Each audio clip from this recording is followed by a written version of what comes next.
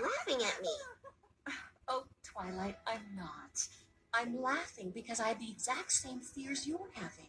What? Let me tell you a story. Once upon a time, there was a very bright young filly. She was truly one of my best students. Are you talking about Twilight? I can't see what you're thinking about. Yes, Spike.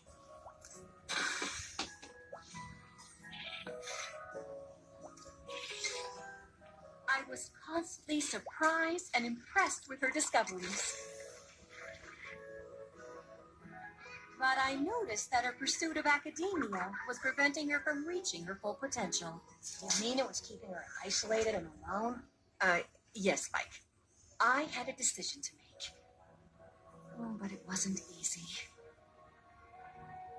Maybe I could close the library or throw a party in the castle. Oh, she had fillies then. Oh, I must send her away. I knew there was a special group of fillies in Ponyville, but I kept inventing all kinds of reasons why I shouldn't send you. What if she runs into a manticore? Or what if she gets pulled into Tartarus? Or worst of all, what if she doesn't get along with any pony? I kept you in Canterlot longer than I should have.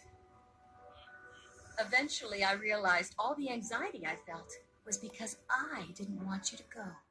My little pony, my little pony.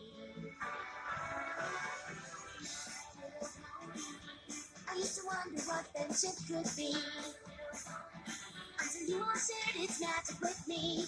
Big adventure, tons of fun, a beautiful heart, faithful and strong. Sharing kindness, it's an easy feat, and magic makes it all complete. And I'm mine.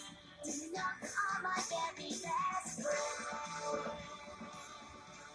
Feels like Twilight Sparkle is having a bad luck day when I'm watching Feeling Pinky Keen episode of My Little Pony Friendship is Magic. In that episode, Twilight Sparkle is indeed having a windy weather day, aka bad luck, rough day. The episode revolves around Pinkie Pie's quote-unquote pinky sense, which predicts future events through various body twitches. Twilight, being a logical and scientific pony, struggles to understand and accept this seemingly irrational phenomenon. Throughout the episode, Twilight experiences a series of unfortunate events, like getting hit by falling objects, falling into a ditch, which makes it seem like she's having a bad luck day. Her skepticism and attempts to scientifically explain Pinky's abilities lead her into these mishaps. Eventually, Twilight learns to accept that some things can't be explained by science alone and that it's okay to believe in things that don't always make sense. It almost seems like the Pinky sense is really some sort of curse on Twilight. Most of the things that happened mostly affected her. And if you've heard about the Spidey sense, you probably had it coming. And Friday morning, I also watched the episode Suited for Success, Season 1, Episode 14. In this episode, Rarity offers to make dresses for her friends to wear at the Grand Galloping Gala. However, she becomes overwhelmed by their constant demands and specific requests for how they want their dresses to look. The episode highlights Rarity's dedication and creativity, but also the stress she faces by trying to please everyone. It features the song Art of the Dress, where Rarity sings about the process of designing and making the dresses. The episode also introduces the character Hoity Toity, a famous fashion critic who attends the fashion show Rarity organizes to showcase her friends' dresses. It's a great episode that showcases Rarity's talent and the challenges of balancing creativity with the expectations of others. Then you have the episode Sonic Rainbow. Rainbow Dash is preparing for her best Junior Flyers competition in Cloudsdale. She wants to perform a rare move that Equestria hasn't seen in thousands of years. The Sonic Rainbow is a competition combination of a sonic boom and a rainbow, created when Rainbow Dash flies faster than the speed of sound. If you know all about the Stair Master memes, then you probably know about the episode Stair Master. Fluttershy really is talented. That really is her worst punishment. Basically, she offered to babysit the Cutie Mark Crusaders, but they are more than she can handle. If you've seen Lesson 0, it's Twilight Sparkle overreacting about one late deadline because she's so hyper-organized and always turns on time. And she was scared because she's literally writing every week to Loyalty Royalty Princess Celestia. So Twilight starts having a panic attack, develops severe anxiety. She tries to create a friendship problem and ended all of Ponyville getting into a chaotic disaster which even Discord couldn't spice up, which Princess Celestia had to stop, and yes, she did look pissed. Her friends learned the lesson of taking worries seriously before they cause chaos. And when we saw the episode Keep Calm and Flutter On, it shows that Fluttershy has the power. And it said that Fluttershy gave kindness to Discord, and that is what reformed her. Or him. In the end, Fluttershy was doing what her friends couldn't. It's the unexpected season finale of Season 3, known as Magical Mystery Cure, which is literally rushed, because Season 3 was the shortest season ever of Friendship is Magic, with only 13 episodes. Twilight accidentally switched her own friends' cutie marks, but when she switched them back, she discovered her true identity.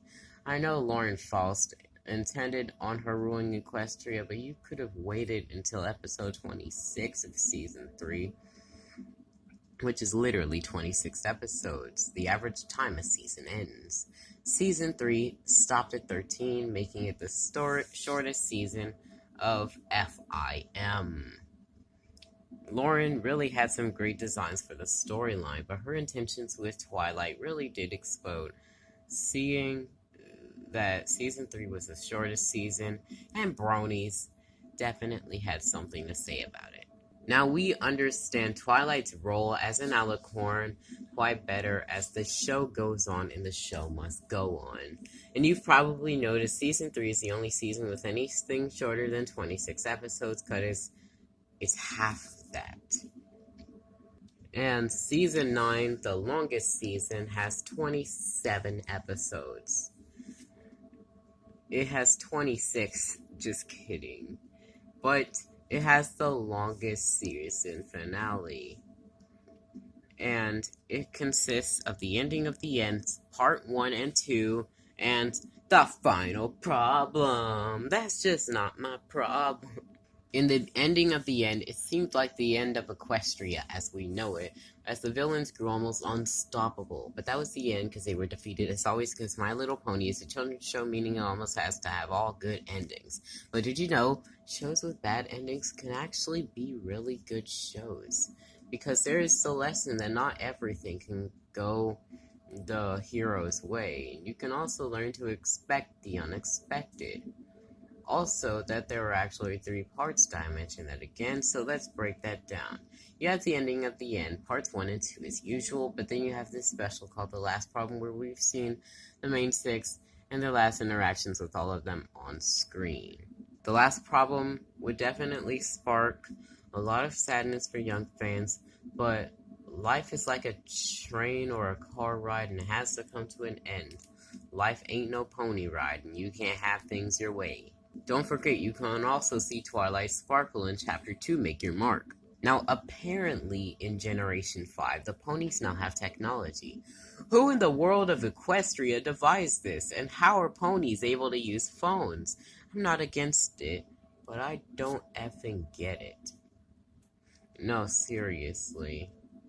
Generation Alpha is mixing into their fan base, and we all know that Gen A was born around phones. I'm in Gen Z, and it's time to say we were disappointed in Generation Alpha for creating some of these words that I can't even pronounce, like Riz and Skibidi Toilet, some kind of Cameron, Ohio, sussy Baka, Yacht, Phantom Text, Mewing. And then there are new memes popping up with this chicken nugget wearing a Roblox man face singing Cotton Eye Joe. I think TikTok is getting too much attention to the point where we have a new term known as brain rot. Like, come on, man, live a little. I'm also raising the question, has Twilight Sparkle seen the main six again after becoming the ruler of Equestria in the last problem when she left for Canterlot? In the last problem, it's shown that Twilight and her friends continue to maintain their close bond despite her new responsibilities. They form the Council of Friendship, which meets regularly to ensure that their friendship remains strong and that they continue to support each other and Equestria. The council includes the main six ponies, including Spike, Twilight Sparkle, Rainbow Dash, Pinkie Pie, Rarity, Fluttershy, Applejack, highlighting their friendship endures even as they take on new roles and challenges.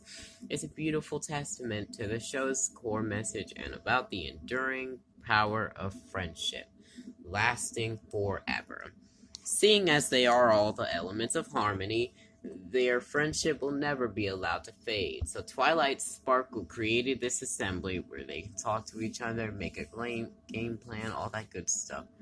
And I wonder what they were doing after FIM ended. She also explicitly stated in Twilight's Kingdom that she couldn't take on these responsibilities without her friends. Even the end of the movie My Little Pony: A New Generation had kept this statement throughout all of G5. It's that friendship is magic. Basically, this statement's how Sunny became an alicorn. As for comparing G5 to G4, Sunny, Star Scout, Twilight Sparkle, Zip, Storm, Rainbow Dash, Misty Bright Dawn, Applejack, Pit Petals, Rarity, Sheriff Hitch, Trailblazer, Fluttershy, Izzy, Moonbow, Pinkie Pie. Now let me get into some history. The pillars of Equestria, such as Star Swirl the Bearded, Rockhoof, and others, were legendary ponies who protected Equestria long before the main six. They're considered the predecessors to the Elements of Harmony. While they aren't the same characters as the main six, they represent similar virtues and laid the groundwork for the magic of friendship that the main six later championed. And it seems like the main six would reincarnate generations after generations. So basically, it feels like we can find their spirits in other ponies, in other generations. But that's gonna do it for this video. I love you guys. Big fluffy unicorns dancing on rainbows. Big fluffy unicorns dancing on rainbows. Big fluffy unicorns dancing on rainbows.